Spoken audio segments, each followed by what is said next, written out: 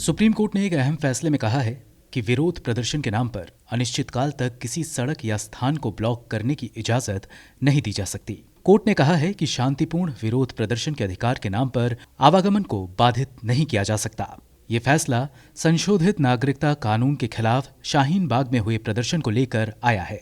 मामले की सुनवाई कर रही जस्टिस संजय किशन कौल की अगुवाई वाली बेंच ने माना कि शांतिपूर्ण विरोध प्रदर्शन एक संवैधानिक अधिकार है, लेकिन इसके नाम पर कोई शख्स या समूह किसी सार्वजनिक स्थान पर अनिश्चित काल के लिए कब्जा नहीं कर सकता। कानून इसकी इजाजत नहीं देता।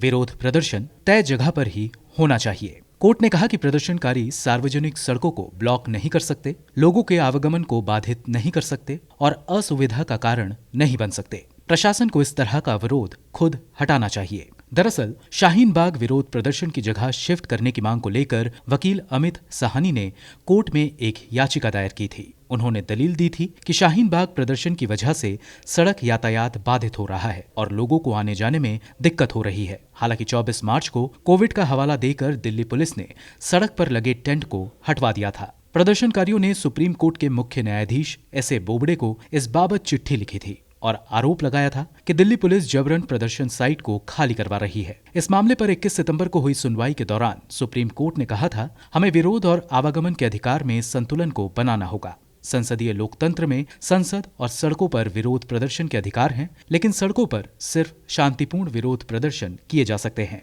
गौरतलब है कि पिछले साल दिल्ली का शाहीन बाग सीएए विरोधी प्रदर्शनों के केंद्र के रूप में उभरा था। यहाँ लगातार 3 महीनों तक महिलाएं और बच्चे इस कानून के विरोध में धरने पर बैठे रहे। केंद्र सरकार ने इसे गंभीरता से नहीं लिया, लेकिन शाहीन बाग विरोध प्रदर्शन ने दुनिया भर का ध्यान अपनी तरफ खींचा। अमेरिका की टाइम पत्रिका ने शाहीन बाग विरोध प्रदर्शन का चेहरा रही 82 साल की बिल्किस दादी को 2020 के सबसे प्रभावशाली लोगों की लिस्ट में जगह दी। केंद्र सरकार ने पिछले साल 11 दिसंबर को नागरिकता कानून में संशोधन कर पाकिस्तान, बांग्लादेश और अफगानिस्तान के सिर्फ गैर मुसलमानों को नागरिकता देने का प्रावधान किया था। इसके साथ ही सरकार ने एनआरसी और एनपीआर बनाने का भी प्रस्ताव पेश किया था। इसे धर्म आधारित भेदभाव और असंवैधानिक बताते हुए देश भर में विरोध की लहर उठी थी। शाहीन बाग की देखा देखी देश के तमाम शहरों में इसी तरह के प्रदर्शन शुरू हो गए थे। मोहम्मद नूरुद्दीन की रिपोर्ट, गो न्यूज।